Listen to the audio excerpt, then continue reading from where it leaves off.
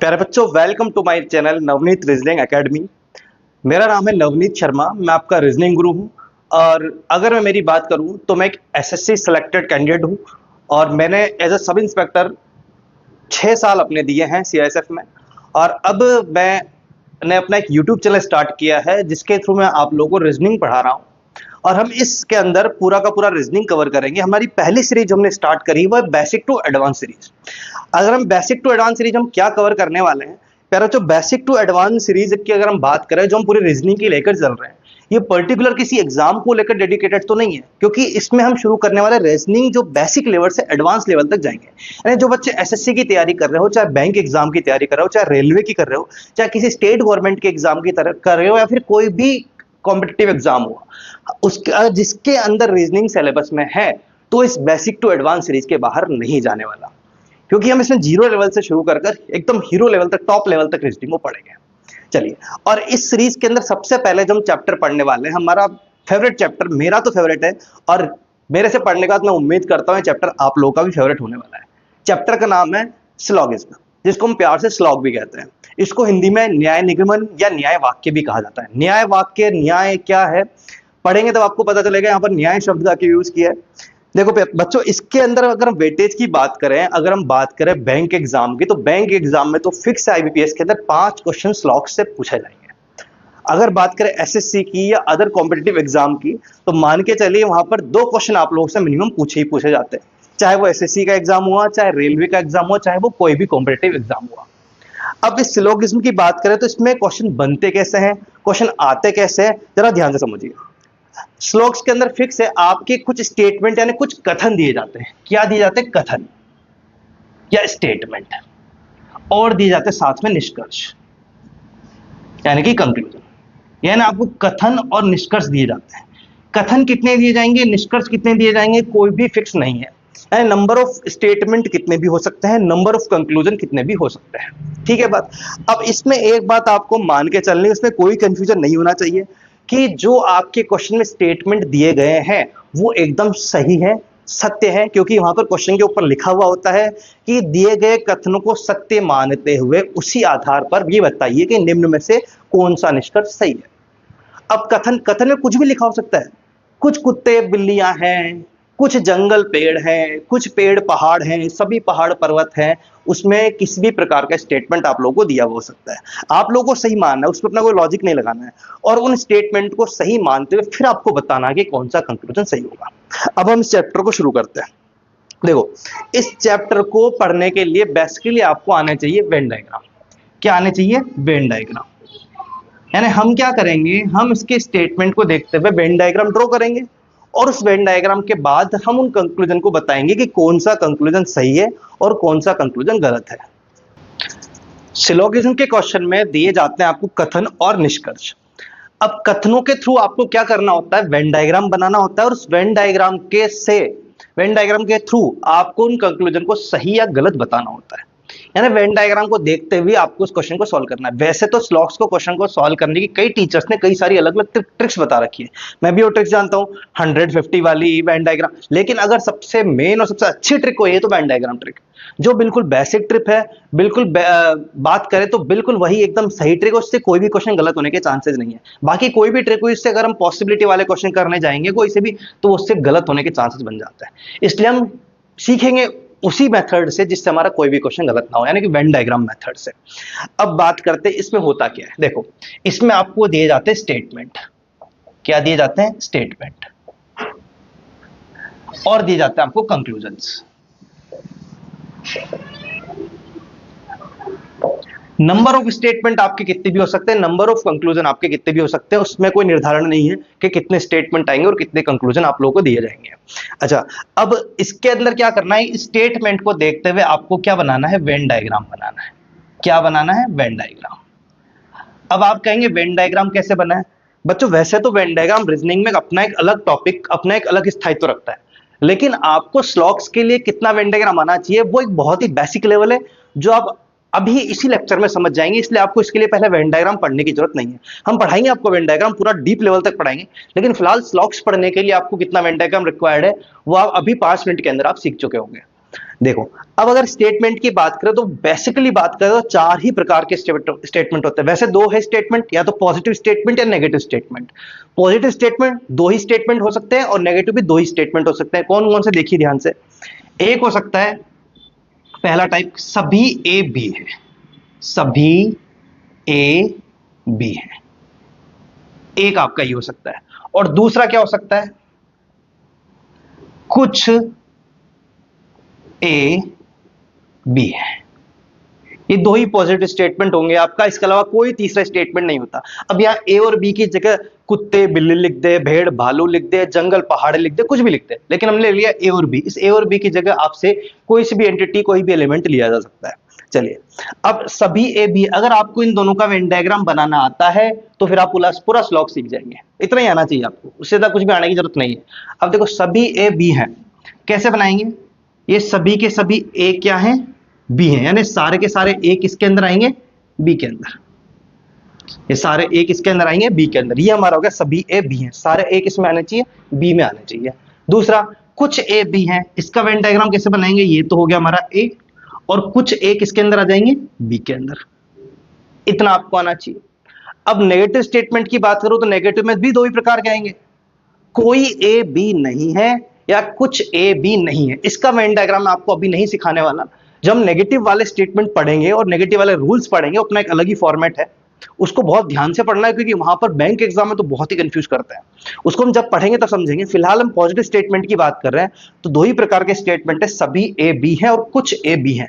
आपको इन दोनों का वेन डायग्राम एकदम क्लियर हो गया होगा कि सारे के सारे ए क्या है, बी है, तो सारे ए बी के अंदर आएंगे। कुछ ए बी है तो ए का कुछ हिस्सा बी के अंदर आएगा, बस इतनी सी बात है।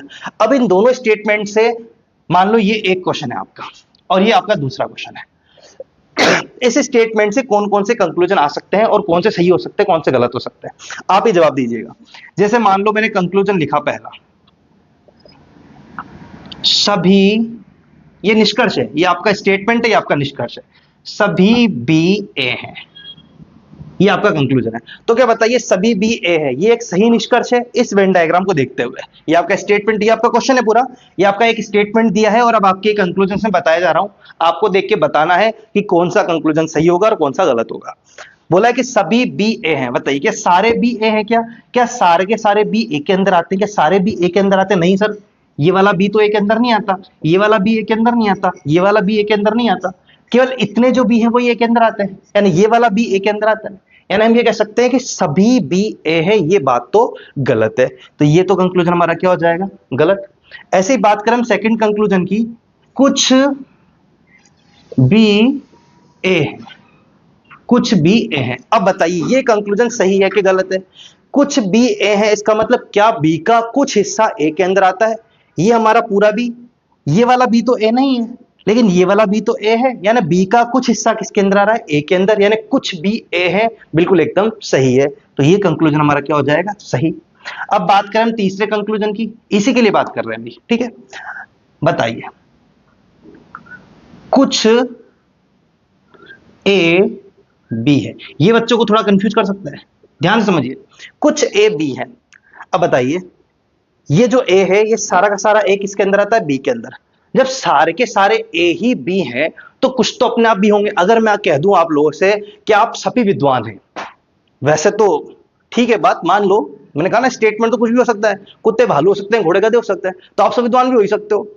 चलो देखते हैं, मैंने आप कैसे कह दिया, आप सभी मान लो आप 100 बच्चे हो, आप 100 के 100 विद्वान हो, तो मैं बोलूंगा आपकी क्लास में मोहन बैठता है, क्या मोहन विद्वान है, हाँ सर। जब सारे के सारे विद्वान हैं तो क्लास में जो अकेला मोहन बैठा है वो भी विद्वान है, तो वही वाली बात है, जब सारे के सारे ए बी हैं तो भैया कुछ तो ए बी होंगे ही, यानी ये वाला कंक्लूजन क्या हो जाएगा, एकदम सही, क्योंकि ये वाला बी तो ए है जो इसके अंदर आ रहा है। क्लियर है बात। अब देखते हैं चौथा वाला, बताइए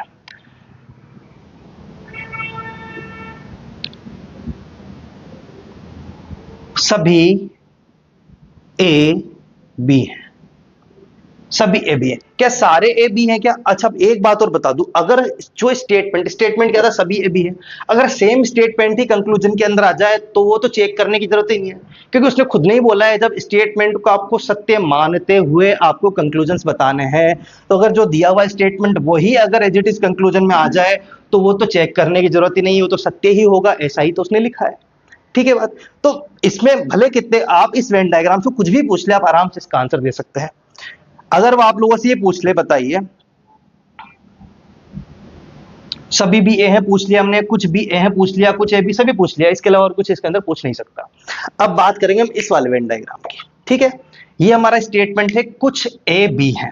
अब इसके हम कंक्लूजन की बात करते हैं, इसके कंक्लूजन, इस वाले वेन डायग्राम के हम कंक्लूजन की बात करते हैं।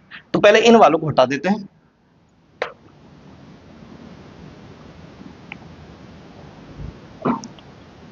अब इसके अंदर हम कंक्लूजन लिखते जा रहे हैं, आपको देखना है कि वो सही है कि गलत है।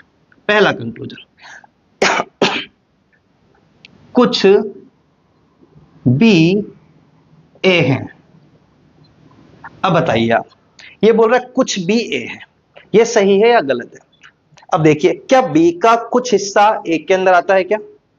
ध्यान से देखिए, क्या बी का कुछ हिस्सा ए के अंदर आ रहा है? बिल्कुल। ये वाला जो बी का हिस्सा है, ये वाला बी ए है क्या? नहीं। लेकिन यहां पर जो बी है वो ए के अंदर आ रहा है क्या? हाँ। यानी कुछ बी क्या है? ए है। ये एकदम क्या हो जाएगा? सही। अब बात करेंगे सेकंड वाला। अब हम कहते हैं सभी बी ए है। अब बताइए, क्या सारे बी ए हैं क्या? नहीं सर, ये वाला बी तो ए के अंदर आ ही नहीं रहा, तो ये वाला बी ए कैसे हो जाएगा? बिल्कुल एकदम सही बात है। यानी कि ये गलत कह रहा है कि सारे के सारे बी तो ए के अंदर नहीं आ रहे हैं, तो ये क्या हो जाएगा? गलत। अगर हम बात करें तीसरा, सभी ए बी हैं, क्या सारे ए बी के अंदर आ रहे हैं क्या सर? नहीं आ रहे हैं, तो ये भी क्या हो जाएगा? गलत। अगर मैं बोल दूं कुछ ए बी है, यानी जो स्टेटमेंट में लिखा है वही मैं कंक्लूजन में लिख दूं, तो मैंने आपसे क्या बोला था कि जो स्टेटमेंट में लिखा है अगर वही कंक्लूजन में लिख दिया जाए तो एकदम सही होगा। ये हो गया हमारा बिल्कुल बेसिक लेवल। यानी ये तो हमने सीखा वेन डायग्राम के अंदर क्या क्या आ सकते हैं, उससे हम थोड़ा आपको एक ब्रीफ आइडिया हमने दे दिया कैसे वेन डायग्राम बनाना है, एक थोड़े से दर्शन करा दिए हमारे टाइप 1 के। अब हम इसका टाइप 1 शुरू करने जा रहे हैं, यानी यहां से हमारा स्लॉक्स शुरू करने वाला है। अब तक हम आपको केवल इंट्रोडक्शन दे रहे थे। चलिए अब शुरू करते हैं, और मैं आपका पहला शुरू करता हूं टाइप 1, टाइप फर्स्ट। तेरा जो टाइप 1 क्या है? टाइप 1 को मैं तो कहता हूं सिंपल सेंटेंस। मेरा दिया हुआ नाम है कि टाइप 1 को मैंने दिया है कि सिंपल सेंटेंस। अब सिंपल सेंटेंस के अंदर क्या होगा? सिंपल सेंटेंस में जो आपके कथन है, सारे के सारे कथन क्या होने चाहिए? पॉजिटिव होने चाहिए। क्या होने चाहिए? पॉजिटिव। और आपके निष्कर्ष भी क्या होने चाहिए? पॉजिटिव। ये आपकी पहचान है पहले टाइप की। क्या पहचान है? कि सारे के सारे कथन भी पॉजिटिव हो और सारे के सारे निष्कर्ष भी क्या हो? पॉजिटिव हो। अगर आपको दिए गए क्वेश्चन में सारे कथन पॉजिटिव हैं और सारे क्वेश्चन जो निष्कर्ष दिए वो भी पॉजिटिव है, तो आपके वो टाइप 1 का क्वेश्चन है। अब ऐसे क्वेश्चन को आपको सॉल्व कैसे करना है? अगर आपके सारे कथन पॉजिटिव हैं और सारे निष्कर्ष भी पॉजिटिव हैं, तो आप इसको सॉल्व करेंगे किससे? वेन डायग्राम से। किससे सॉल्व करेंगे?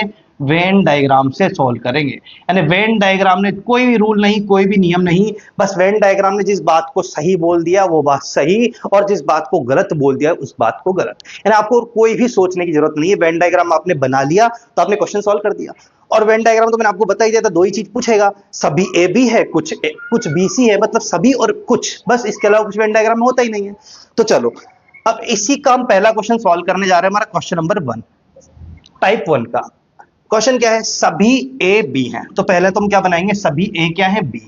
तो ये हमने बनाया ए, और ये सारे सारे ए क्या हो गए?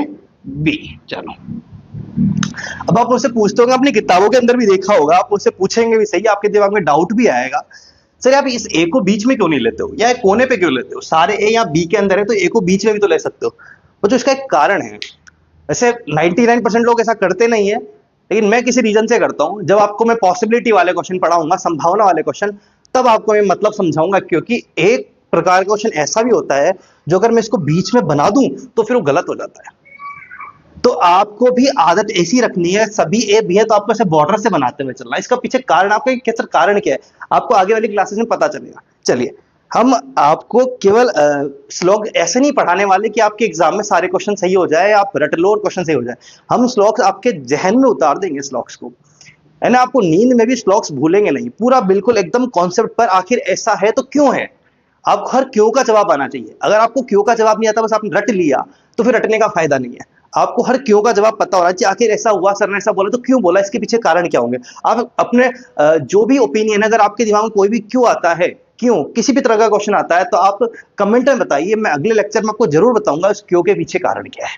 चलिए आगे बढ़ते हैं। उसने बोला सभी ए बी हैं, मतलब सारे ए किसके अंदर आएंगे, बी के अंदर। अब बोला कुछ बी सी है, तो बी का कुछ हिस्सा किसके अंदर आ जाएगा, सी के अंदर। चलिए अब आगे बढ़ते हैं। सभी सी डी हैं, यानी कि सारे के सारे सी किस में आ जाएंगे, डी के अंदर। ये सारे के सारे सी किस में आ जाएंगे, डी के अंदर। सारे सी किस में आ गए, डी के अंदर। ये हो गया हमारा डी। आगे चलते हैं। सभी ई डी है, यहां गलती मत करना, इसको ये मत पढ़ लेना सभी डी ई है, इसलिए मैंने जानबूझ के ऐसा स्टेटमेंट किया है ताकि आप आगे गलती ना करें। और ये बच्चे गलती करते, मैं कह रहा हूं अगर 10 में से कोई हॉल के अंदर 10 बच्चे बैठे और इसका वेन डायग्राम बनाने जा रहे हैं ना, 10 में से 8 तो सही बनाएंगे, लेकिन 2 बच्चे ऐसे भी होंगे जिसको गलत बना देंगे सभी ई डी है। वो इसको पढ़ लेंगे जल्दबाजी में। एग्जाम में इतनी जल्दबाजी होती है, जल्दबाजी रखो, बिना जल्दबाजी के पेपर सॉल्व ही नहीं होता। मैंने खुद कॉम्पिटिटिव एग्जाम्स दिए हैं, और एक ही नहीं 3-4 एग्जाम फाइट किए हैं। कभी जब इंट्रोडक्शन में लेक्चर रखेंगे तब आपको बताएंगे पूरा एक्सपीरियंस, कैसे एसएससी के एग्जाम दिए, कैसे तैयारी करी, कैसे सिलेक्शन लिया, कहाँ कहाँ सिलेक्शन हुआ और कहाँ कहाँ जॉब करी, उसका एक्सपीरियंस क्या रहा, किसी इंट्रोडक्शन वीडियो के अंदर लेंगे, आपको बताएंगे। पर आज चैप्टर की बात कर रहे हैं तो चैप्टर पर ही चलेंगे।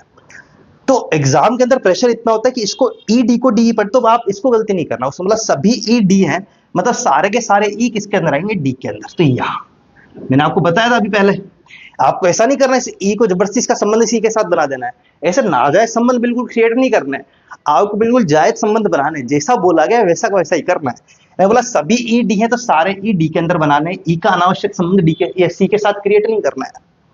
अब ये हमारा हो गया वेन डायग्राम कंप्लीट। अगर आपने वेन डायग्राम बना लिया तो मान के चलिए आपका क्वेश्चन सॉल्व हो गया। फिर भी अगर इसके बाद भी आप क्वेश्चन में गलती कर रहे हैं ना, तो आप सबसे बड़े मूर्ख साबित हो रहे हैं वहां पर। अब देखो इसके कंक्लूजन एक एक देखते हैं क्या है। कुछ सी ई है, अब आप देखिए ध्यान से, कुछ सी ई है, क्या सी का ई के साथ कोई संबंध है, कोई संबंध ही नहीं है सर, कोई कनेक्शन ही नहीं है, तो ये तो क्या हो जाएगा, गलत। आगे चलते हैं।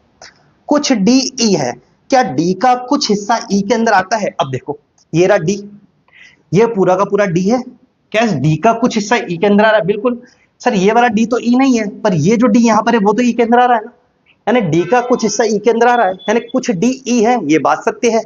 तो कुछ डी क्या हो गए, ई हो गए। कुछ ई डी है। अब बताइए बात, अच्छी अच्छी चीज पूछिए। यानी एक सिंपल स्टेटमेंट में अगर बच्चों से गलती करवानी है ना, तो एक तो यहां गलती करवा देते और यहां गलती करवा देते हैं, और 10 में से 2 बच्चे गलत भी कर देते हैं, 8 तो फिर भी सही करते हैं। लेकिन आगे हम उस लेवल पे जाएंगे तो 10 में से एक ही बच्चा सही करता है या एक भी नहीं करता। लेकिन फिलहाल हम यहाँ पर बेसिक लेवल बात कर रहे हैं। कुछ ई डी है। अब बताइए क्या कुछ ई डी, अरे भैया सारे के सारे ई डी के अंदर आ रहे हैं। मैंने आपको बताया था अभी थोड़ी देर पहले भी, अगर आप सारे ही विद्वान हो और आप में से एक बच्चा मोहन बैठा है, मैं बोल दूं मोहन विद्वान है, तो बात सही है। जब सारे विद्वान है तो मोहन तो अपने आप विद्वान होगा। तो जब सारे ई डी है तो कुछ ई तो अपने आप डी होंगे। क्या ई का कुछ हिस्सा डी के अंदर आ रहा है, अरे कुछ क्या पूरा का पूरा ही आ रहा है, तो बात सही है एकदम, कुछ ई डी है, एकदम करेक्ट है। कुछ ए सी है। अब देखो क्या ए का कुछ हिस्सा सी के अंदर है, क्या ए का कुछ हिस्सा सी के अंदर है, सर ए और सी का तो आपस में कोई कनेक्शन ही नहीं है, तो मतलब ये बात क्या हो गई, गलत हो गई। चलो आगे बढ़ते हैं। कुछ बी ए है। अब देखो जरा, बी का कुछ हिस्सा ए के अंदर आ रहा है क्या, वही वाली बात हो गई डी वाली और ई वाली। क्या बी का कुछ हिस्सा ए के अंदर आ रहा है, बी का कुछ हिस्सा। अब बताइए क्या ये वाला बी ए है क्या, नहीं सर। क्या ये वाला बी ए है, हाँ है, यानी बी का कुछ हिस्सा ए के अंदर है, इतना तो बी का हिस्सा ए के अंदर आ ही रहा है, यानी कुछ बी तो ए है, ये बात एकदम सही है। कुछ बी डी है। अब देखो क्या बी का कुछ हिस्सा डी के अंदर है। अब देखो ये है पूरा का पूरा बी और ये है पूरा का पूरा डी। अगर हम बात करें बी का कुछ हिस्सा डी के अंदर है, ये देखिए ये है हमारा पूरा का पूरा डी यहां, और ये है बी, बिल्कुल ये कुछ हिस्सा जो है ये डी के अंदर आ रहा है, यानी कुछ भी क्या है, डी है, यानी बात भी क्या हो जाएगी हमारी, सही हो जाएगी। यानी अगर आपके पॉजिटिव स्टेटमेंट से पॉजिटिव ही कंक्लूजन दिए जाए तो इसी तक ही वो अपनी हद तक जा सकता है। अभी हम एक एग्जांपल और लेते हैं और फिर देखते हैं कि उसको सॉल्व कैसे करना है। वो करने के बाद आपके पास सिंपल जो आपका टाइप 1 है सिंपल स्टेटमेंट वाला, वो आपका एकदम क्लियर हो जाएगा ना। अगर आपके एग्जाम में पॉजिटिव स्टेटमेंट आते हैं और पॉजिटिव कंक्लूजन आते हैं तो मेरे हिसाब से फिर आप उसके बाद गलती नहीं करेंगे। जितना वो फंसा सकता है एग्जामिनर उतना मैं आपको फंसा दूंगा, उसके आगे फिर कुछ भी एग्जामिनर आपको नहीं फंसा सकता, उसके आगे नहीं सोच सकता। चलो अब हम लेते हैं अगला क्वेश्चन। प्यारे बच्चों ये है आपका टाइप 1 का एक और क्वेश्चन, जहां पर आपको ये सारे के सारे स्टेटमेंट अब आप देख के कह रहे होंगे सर ये आपने क्या बना दिया। बनाया कुछ नहीं है, मैं आपको शुरू में बोला था बेसिक टू एडवांस सीरीज हम पढ़ रहे हैं, है ना। हम जो भी टाइप पढ़ेंगे पहले बेसिक से शुरू करेंगे और जाएंगे एडवांस लेवल पे। है ना। जैसे मैंने आपको पहला वाला क्वेश्चन बताया वो एक बेसिक लेवल का, बेसिक से मीडियम लेवल का क्वेश्चन था, और अब ये जो क्वेश्चन है एडवांस लेवल का है। इस क्वेश्चन को समझने के बाद जो टाइप 1 है जहां पर स्टेटमेंट पॉजिटिव हो और कंक्लूजन भी पॉजिटिव हो, इसके बाहर कुछ नहीं जाने वाला, ये क्वेश्चन कर लो, टाइप 1 कंप्लीट, है ना। अब ध्यान से समझना, इतने आते नहीं है एग्जाम में कि इतने कंक्लूजन और इतने निष्कर्ष आ जाए, ये नहीं, इतने कथन और इतने निष्कर्ष आ जाए, ऐसा आता नहीं है। लेकिन वहां पर 2 या 3 स्टेटमेंट होते हैं, 2 या 3 कंक्लूजन होते हैं, 4 कंक्लूजन भी हो सकते हैं, लेकिन इतने नहीं होते। ये मैंने इतने इसलिए लिख दिया ताकि आपका एक ही क्वेश्चन से पूरा का पूरा टाइप 1 कंप्लीट हो जाए, है ना। इसके बाहर से आपसे कुछ भी नहीं देखा, है ना। आपने एक क्वेश्चन देख लिया तो आपका टाइप 1 कंप्लीट है। अब देखिए आप इसको, पहला इसका क्या बनाते हैं, वेन डायग्राम बनाते हैं। कुछ महल जंगल है, ये हमने बनाया महल,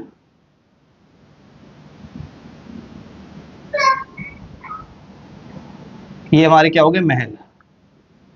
कुछ महल क्या है, जंगल है, ये हमारे कुछ महल क्या हो गए, जंगल। कुछ जंगल क्या है, झोपड़ी, तो एक कुछ जंगल क्या हो जाएंगे, झोपड़ी।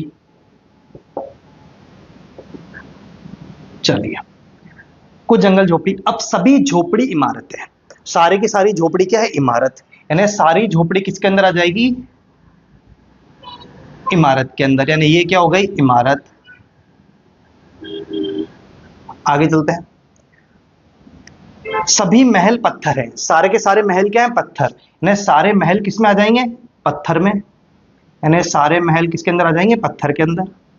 चलिए सारे महल पत्थर हो गए, आगे चलते हैं। सभी मकान इमारत है, यानी सारे मकान किस में आ जाएंगे, इमारत के अंदर, यानी सारे के सारे मकान किसके अंदर बनाने हैं, इमारत के अंदर। तो यहां पर बना देते हैं हम, ये हो गए हमारे मकान, ठीक है। ये सारे मकान क्या हो गए, इमारत के अंदर आ गए। अब हम आगे बढ़ते हैं, ये हमारे, अच्छा एक और अभी, सभी घर पत्थर है, यानी सारे के सारे घर किसके अंदर आएंगे, पत्थर के अंदर। यहां बना देते हैं, सारे घर किस में आएंगे, पत्थर में, यानी सारे के सारे घर किसके अंदर आ जाएंगे, पत्थर के अंदर। तो यहां क्या बना देते हैं हम, घर। देखो घर का अनावश्यक संबंध महल के साथ नहीं बना देना, ऐसे मकान का अनावश्यक संबंध झोपड़ी के साथ नहीं बना देना, आपको जो बोला है उतना ही आपको बनाना है। अब ये अगर आपने वेन डायग्राम बना लिया और इसके बाद भी अगर आप इस क्वेश्चन को गलत कर जा रहे हैं तो फिर आप सर्वथा बेवकूफी कर रहे हैं। अब आपका क्वेश्चन गलत नहीं होना चाहिए, वेन डायग्राम एकदम क्लियर, हमने क्लियर एकदम वेन डायग्राम बना दिया है। अब निष्कर्ष देखते हैं, कुछ जंगल पत्थर है ना, जंगल का कुछ हिस्सा पत्थर के अंदर आना चाहिए। जरा देखिए क्या है, जंगल का कुछ हिस्सा इस पत्थर के अंदर आ रहा है, बिल्कुल ये पत्थर हो गए, ये हमारे जंगल हो गए, ये वाला हिस्सा जंगल का, ये हिस्सा पत्थर के अंदर आ रहा है, यानी ये पहला निष्कर्ष क्या हो जाएगा, एकदम सही। अब बात करेंगे दूसरे की, कुछ घर महल है, क्या घर का कुछ हिस्सा महल के अंदर आ रहा है। अब देखो घर का कुछ हिस्सा क्या महल के अंदर आ रहा है, नहीं, घर का महल के साथ तो कोई कनेक्शन नहीं है, तो घर का बिल्कुल कोई हिस्सा महल के अंदर नहीं आ रहा, तो ये क्या हो जाएगा, कुछ घर महल हमारा एकदम गलत। कुछ मकान झोपड़ी है, यानी मकान का कुछ हिस्सा झोपड़ी के अंदर आना चाहिए। जरा देखिए क्या मकान का कुछ हिस्सा झोपड़ी के अंदर आ रहा है, नहीं सर, मकान का तो कोई भी हिस्सा झोपड़ी के अंदर नहीं आ रहा है, यानी ये भी हमारा क्या हो गया, गलत। आगे चलते हैं, कुछ मकान इमारत है, यानी मकान का कुछ हिस्सा इमारत के अंदर आता है क्या, देखते हैं। मकान का कुछ हिस्सा इमारत के अंदर आ रहा है, ध्यान से देखो, ध्यान से मैं रोकता हुआ हूं जहां पर गलती होने की संभावना होती है। देखो क्या कह रहा है, कुछ मकान इमारत है, क्या मकान का कुछ हिस्सा इमारत के अंदर आ रहा है क्या, सर पूरे के पूरे मकान इमारत के अंदर आ रहे हैं। जब पूरे मकान इमारत के अंदर है, सारे के सारे मकान इमारत हैं, तो कुछ मकान तो अपने आप इमारत होंगे, यानी बिल्कुल सही है, कुछ मकान इमारत एकदम बिल्कुल सही है। आगे चलते हैं, सभी इमारत मकान है, ध्यान से देखना, ये इनकी प्लेस वैल्यू आपको देखनी होगी कौन सा कहां पर लिखा हुआ है। सभी इमारत मकान है, क्या सारी इमारत मकान के अंदर आ रही है क्या, नहीं, सारी इमारत का, ये वाली इमारत तो मकान नहीं है, ये वाली इमारत मकान है, यानी सारी की सारी तो नहीं है, यानी ये वाली बात क्या हो गई, गलत। आगे चलते हैं, कुछ पत्थर महल है, क्या पत्थर का कुछ हिस्सा महल के अंदर आता है क्या, देखो ये पत्थर और ये महल, ये वाला पत्थर महल है क्या, नहीं, ये वाला है, नहीं, ये वाला है, हाँ है, यानी पत्थर का कुछ हिस्सा तो महल के अंदर आ रहा है, यानी इतना हिस्सा महल के अंदर आ रहा है, तो कुछ पत्थर महल है, ये सही बात हो जाएगी। कुछ जंगल मकान है, क्या जंगल का कुछ हिस्सा मकान के अंदर आ रहा है क्या, क्या जंगल का मकान से कोई कनेक्शन है, नहीं, दूर दूर तक कोई कनेक्शन नहीं है, तो बात गलत है। सभी जंगल इमारत हैं, सभी जंगल इमारतें, क्या सारे के सारे जंगल इमारत के अंदर आते हैं क्या, देखो ध्यान से, क्या सारे के सारे जंगल इस इमारत के अंदर आ रहे हैं, नहीं सर, ये वाला जंगल, यहाँ पर जो जंगल है वो तो इमारत के अंदर नहीं आ रहा, यानी सारे जंगल, लेकिन ये वाला जंगल इमारत के अंदर आ रहा है, यानी सारे तो नहीं आ रहे, कुछ आ रहे हैं, लेकिन पूछा क्या है, सभी जंगल इमारत है, क्या सारे जंगल इमारत के अंदर है, नहीं, गलत है, तो बिल्कुल बात क्या हो जाएगी, गलत। क्या कुछ पत्थर झोपड़ी है, क्या पत्थर का कुछ हिस्सा झोपड़ी के अंदर आ रहा है, देखते हैं, पत्थर का है ये, क्या कुछ पत्थर, क्या पत्थर का कुछ हिस्सा झोपड़ी, ये तो हो गए पत्थर और ये हो गई झोपड़ी। पत्थर का झोपड़ी के साथ कोई कनेक्शन नहीं है, यानी यहाँ पर कुछ पत्थर झोपड़ी, बात एकदम गलत हो जाएगी। तो सही कौन कौन से हो गए, पहला, चौथा और छठा एकदम सही है। अब अगर आपने ये वाला क्वेश्चन समझ लिया तो मान के चलिए कि टाइप 1 यानी स्टेटमेंट पॉजिटिव और कंक्लूजन भी पॉजिटिव आपका एकदम क्लियर है। इसके बाहर और इसके ऊपर इस टाइप 1 के अंदर कोई भी एग्जामिनर नहीं जाने, इसके बाहर है ही नहीं तो जाएगा कैसे। अब हम आगे टाइप 2 जो है जो लेने वाले हैं, मेरे हिसाब से टाइप 1 में आपको कोई तकलीफ नहीं होगी, फिर भी अगर आपको इसमें कोई तकलीफ है, किसी प्रकार की कोई समस्या है या आपको कोई क्वेश्चन ऐसा है जो आपके एग्जाम में फंस रहा है, जो टाइप 1 से रिलेटेड है और आपसे सॉल्व नहीं हो रहा है, आप कमेंट के अंदर क्वेश्चन दीजिए, मैं नेक्स्ट क्लास के अंदर उसका सॉल्यूशन आपको बिल्कुल 100% बताऊंगा। आपको कोई डाउट है तो वो आप कमेंट के अंदर पूछिए, मैं 100% आपको बताऊंगा। अब इसके बाद हम टाइप 2 शुरू करने वाले हैं जो है ईदर और का केस, और ईदर और के केस में हम एक नेगेटिव केस भी पढ़ेंगे। यानी अभी हमने देखेंगे स्टेटमेंट पॉजिटिव हो और कंक्लूजन पॉजिटिव हो, अगर स्टेटमेंट पॉजिटिव हो जाए कंक्लूजन नेगेटिव हो जाए, ये ऐसा कुछ हो जाए तो क्या होगा, हम टाइप 2 के अंदर देखेंगे। अभी उसका हम इंट्रोडक्शन लेंगे तब उस चीजों को समझेंगे। टाइप 1 के अंदर अभी तक आपको कोई समस्या नहीं होनी चाहिए, अगर है तो आप कमेंट के अंदर बताइए। अगर आपको आज की क्लास पसंद आई है तो आप चैनल को सब्सक्राइब करें ताकि आप ये सीरीज कंटिन्यू देख पाए, बेल आइकन को प्रेस करें ताकि आपको नोटिफिकेशन आता रहे, और आपको सेशन पसंद आया हो तो लाइक करके जरूर जाए, और अपना किसी भी प्रकार का डाउट होने पर अपने कमेंट सेक्शन के अंदर जरूर बताएं। और अगर आपको अगला चैप्टर क्या लेना है, पहले हम स्लॉक्स पढ़ रहे हैं, पूरा स्लॉक्स पढ़ेंगे, क्लासेस लगेगी उसमें 5-6-7 दिन लगेंगे। अगर आपको स्लॉक्स के अलावा बात कौन सा चैप्टर लेना है वो भी आप कमेंट में बताएंगे, हम वही चैप्टर शुरू करेंगे। तो आज के सेशन को हम यही खत्म करते हैं। Thank you so much students, ऐसे जुड़े रहिए नवनीत रीजनिंग एकेडमी के साथ और चैनल को सब्सक्राइब करें। Thank you so much.